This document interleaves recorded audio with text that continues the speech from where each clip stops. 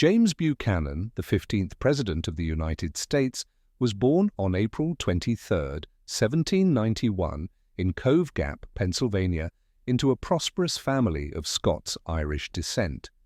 Buchanan grew up in a politically active environment and pursued law, eventually becoming one of the most prominent lawyers and politicians of his era.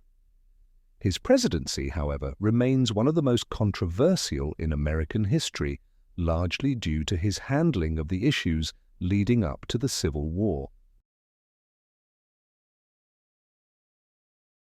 Buchanan was the son of James Buchanan Sr., a successful businessman, and Elizabeth Spear Buchanan.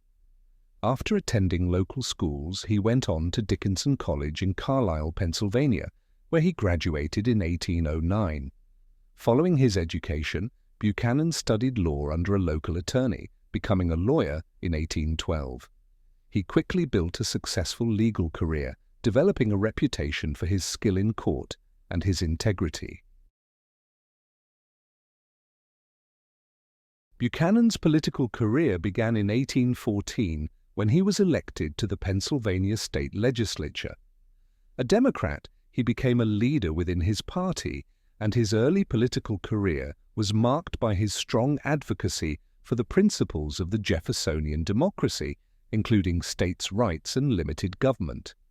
In 1821, Buchanan was appointed to the U.S. House of Representatives, where he served 3 terms.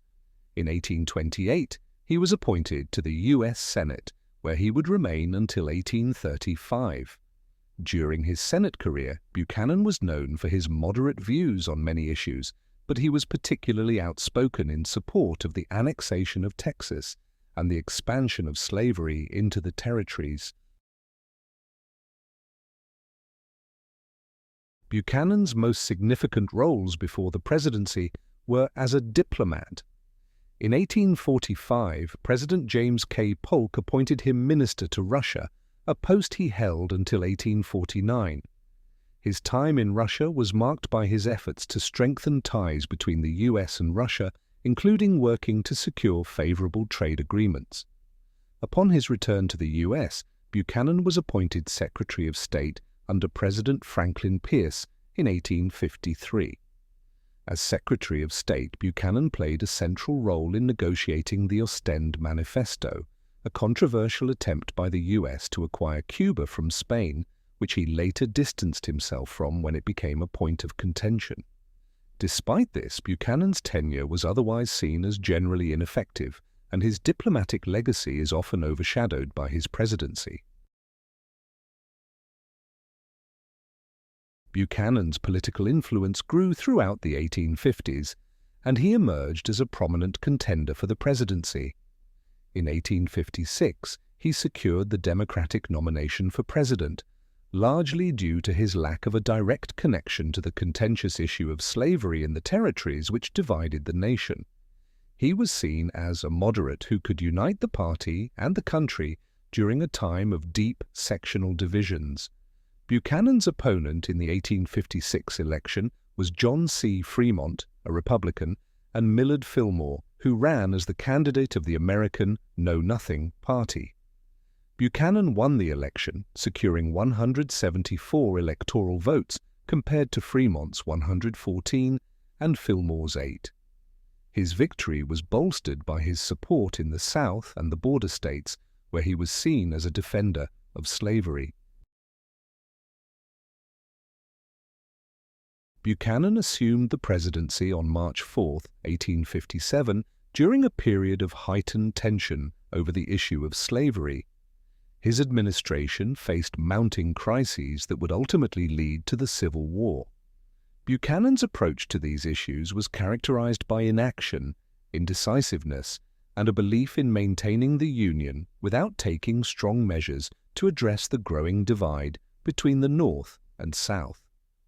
One of the most significant events of Buchanan's presidency was the Dred Scott decision of 1857.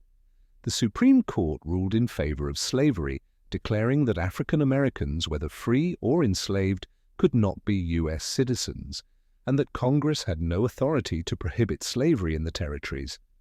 Buchanan strongly supported the decision believing it would resolve the issue of slavery in the territories, but it further inflamed tensions, particularly in the North. Another crisis during Buchanan's presidency was the secession of Southern states following the election of Abraham Lincoln in 1860. Buchanan's response was widely seen as weak and ineffective.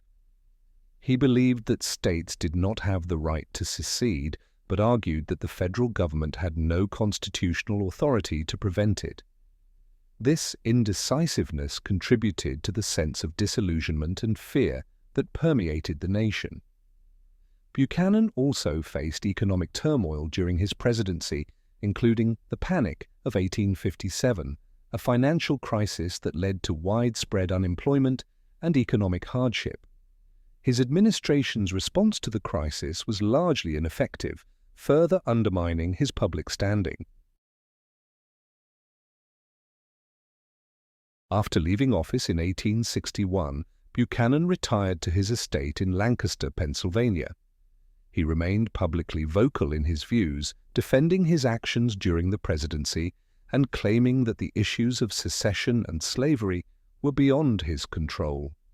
He even met with President-elect Abraham Lincoln to offer advice, but his legacy was largely tarnished by his failure to prevent the secession of Southern states. Buchanan's post-presidential years were marked by declining health. He died on June 1, 1868, at the age of 77. His legacy as president remains highly controversial. Historians often rank him as one of the least effective presidents, particularly because of his failure to take decisive action during the crisis of the 1860s. James Buchanan's presidency remains a dark chapter in American history, particularly for his role in the events that led to the Civil War. While he was a dedicated public servant and a skilled diplomat, his failure to address the issues of slavery and secession and his belief in preserving the Union without taking strong action left him unable to prevent the country from descending into civil conflict. As a result, Buchanan is often remembered not for his accomplishments, but for his inability to confront the challenges that ultimately tore the nation apart.